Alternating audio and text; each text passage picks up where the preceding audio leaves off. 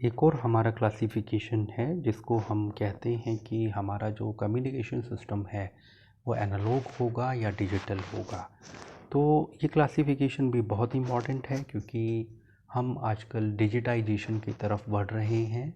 आप देखेंगे कि हम डिजिटल इंडिया एक वर्ड यूज़ करते हैं जिसका मतलब ये हो गया कि हर पर्सन जो इंडिया का नागरिक है, हर सिटीज़न जो इंडिया में रहता है, वो ऑनलाइन सर्विसेज, डिजिटल सर्विसेज, चाहे वो बैंकिंग की हों, चाहे वो ई गवर्नेंस से रिलेटेड स्टेट के द्वारा दी गई हों या ई गवर्नेंस सेंटर के द्वारा दिया गया हो, उसको यूज़ कर पाता है। तो ये उसको आप डिजिटल इनिशिएटिव कहते हैं, डिजिटल बेनिफिट कहते हैं। और गवर्नमेंट ऑफ इंडिया इसको लेकर काफ़ी काम कर रही है और उसका उद्देश्य है, उसका ऑब्जेक्टिव है कि वो जन जन तक इसको पहुंचाए।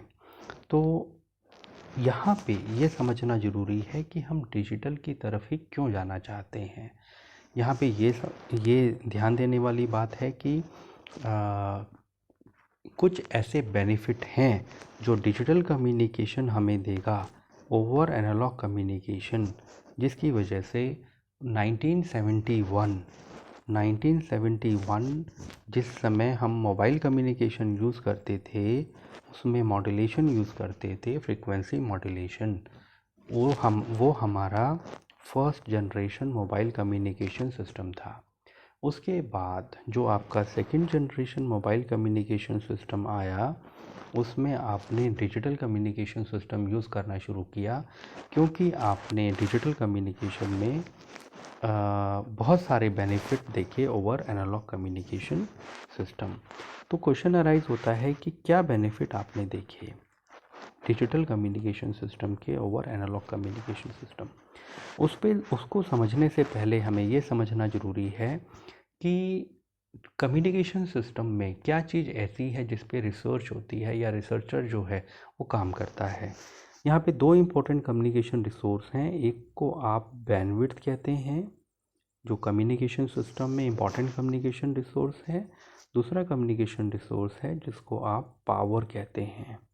ये दोनों ही हमें प्रिजर्व करने हैं to the extent that is possible.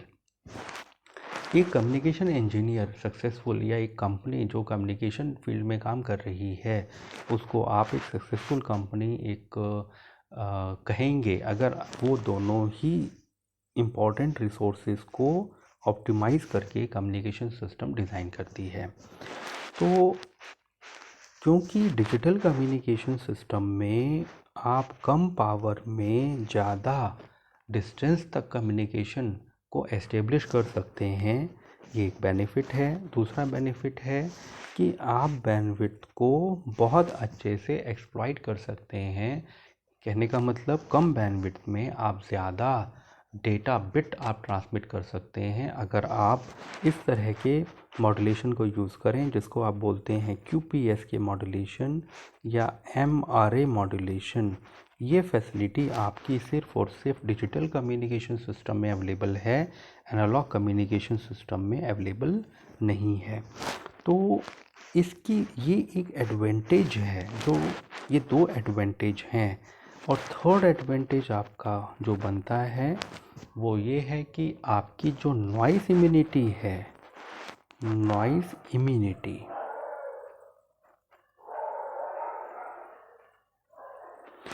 Immunity का मतलब क्या हुआ कि नॉइस चैनल में जो आती है उसको काउंटर करने की आपकी कैपेबिलिटी, वो आपकी नॉइस इम्यूनिटी है।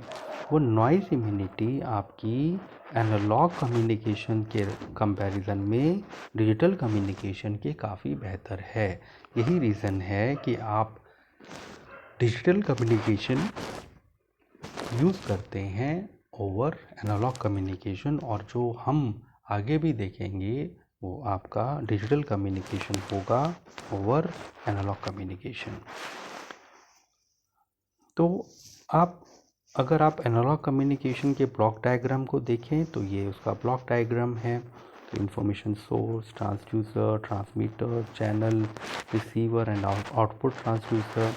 तो फ़र्क क्या हुआ, अगर आपका ये जो इन्फॉर्मेशन सोर्स है यह आपका एनालॉग हुआ तो आप इसे एनालॉग कम्युनिकेशन सिस्टम कहेंगे, अगर ये आपका डिजिटल हुआ तो आप इसको डिजिटल कम्युनिकेशन सिस्टम कहेंगे। यही आपका मेजर डिफरेंस है। प्लस देयर आर कुछ और आपकी मेजर डिफरेंसेस हैं जो इन दोनों में आते हैं। तो आप डिजिटल कम्युनिकेशन सिस्टम के ब्लॉक डायग्राम में अगर आप देखें तो आपका इंफॉर्मेशन सोर्स हो गया, सोर्स एनकोडर, चैनल एनकोडर और आपका डिजिटल मॉड्यूलेटर।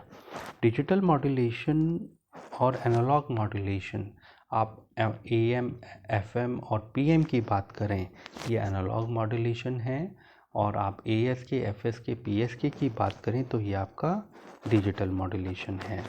तो ये आपके एलिमेंट ट्रांसमीटर साइड पे रहते हैं, अपोजिट एलिमेंट आपके रिसीवर साइड पे रहते हैं। अपोजिट का मतलब ये सोर्स एनकोडर है तो ये डिकोडर हो जाएगा, चैनल एनकोडर है तो ये चैनल डिकोडर हो जाएगा, डिजिटल मॉड्यूलेटर है तो डिजिटल डीमॉड्यूलेटर हो जाएगा। ये आपका चैनल है, ये आपका एनालॉग भी, ये आपका वायर्ड भी हो सकता है, ये आपका वायरलेस भी हो सकता है। तो ये आपका मेजर डिफरेंस है दोनों में। तो दोनों में से कौन सा बेहतर है, एनालॉग और डिजिटल की अगर आप बात करते हैं तो जैसे हम डिस्कस कर रहे थे कि digital communication system analogue communication system से काफ़ी बेहतर है, क्योंकि डिजिटल कम्युनिकेशन सिस्टम में आप एक सिग्नल को ज़्यादा डिस्टेंस तक ट्रांसमिट कर सकते हैं।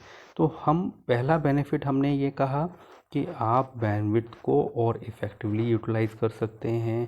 दूसरा बेनिफिट ये है डिजिटल का कि पावर को आप इफ़ेक्टिवली यूटिलाइज़ कर सकते हैं। तीसरा बेनिफिट आपने ये कहा कि आपकी जो नॉइस इम्यूनिटी है डिजिटल कम्युनिकेशन सिस्टम में वो एनालॉग के कंपैरिजन में काफ़ी बेटर है। फोर्थ एडवांटेज होता है डिजिटल कम्युनिकेशन सिस्टम में, इसमें हम एक टर्म यूज़ करते हैं, रीजनरेटिव रिपीटर।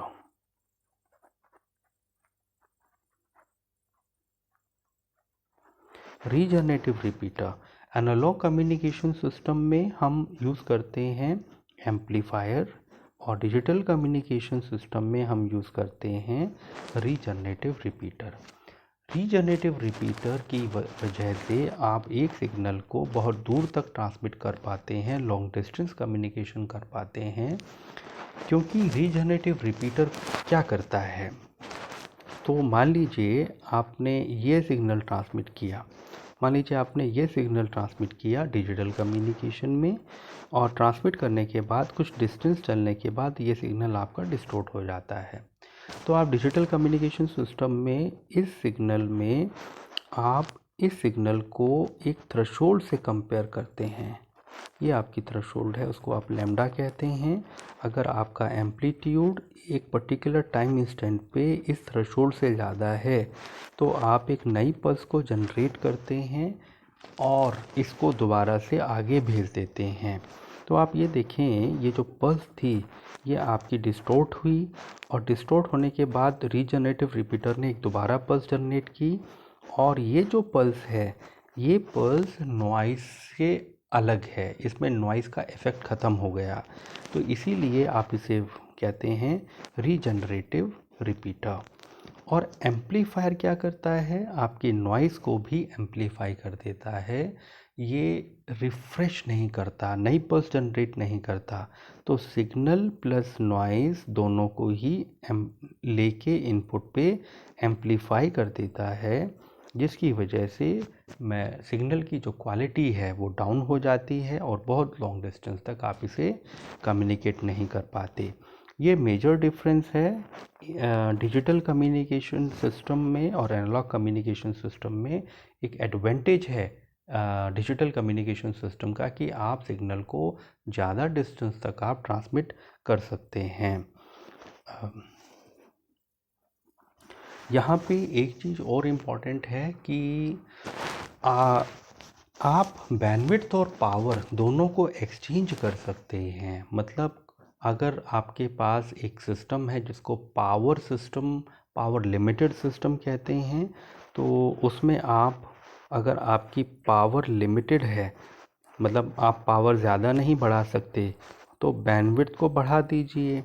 या अगर आपका बैंड लिमिटेड सिस्टम है, मतलब बैंडविड्थ आप ज़्यादा नहीं बढ़ा सकते, तो पावर को बढ़ा दीजिए। इन दोनों ही केसेस में आपको परफॉर्मेंस सेम मिलेगी। ये जो एक्सचेंज है, इसको आप ट्रेड ऑफ कहते हैं। ये जो ट्रेड ऑफ है, ये डिजिटल कम्युनिकेशन सिस्टम में बेटर होता है as compare to analogue communication system. और इसीलिए आप ये और एडवांटेज है डिजिटल कम्युनिकेशन सिस्टम का ओवर एनालॉग कम्युनिकेशन सिस्टम। इन्हीं एडवांटेज को लेकर आप 1970s के बाद से आपने मुड़ के पीछे नहीं देखा। डिजिटल कम्युनिकेशन ने पीछे मुड़कर नहीं देखा, और आगे भी पीछे मुड़ के देखने की कोई संभावना नहीं है। जो भी हम यूज़ कर रहे हैं और आगे करेंगे, that will be digital communication system.